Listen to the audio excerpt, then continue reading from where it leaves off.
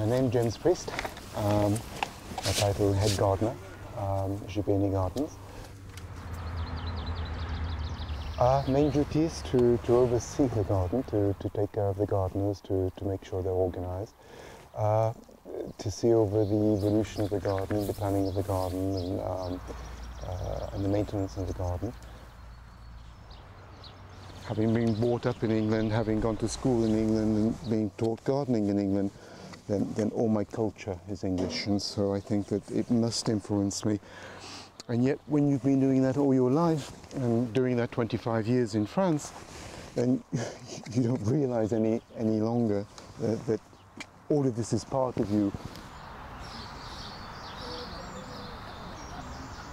I don't consider myself, after 25 years of living in France, as an outsider. I consider myself to be perfectly integrated, accepted. I've accepted the country, and the French people have always accepted me, so it never crossed my mind that an Englishman's taking over.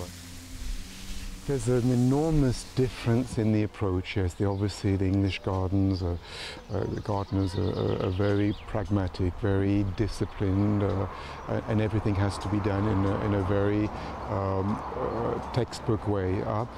French gardeners have a much more easygoing way about gardening, and so it always surprises me how the attitudes are so different. What's it like when the public do come in? Do you feel a bit weird about letting them into your garden, as it were? Well, it's their garden, it's not my garden, so I'm working for them, and just to see the pleasure on people's faces and their kind comments, and that's a great stimulus for all the gardeners in this garden.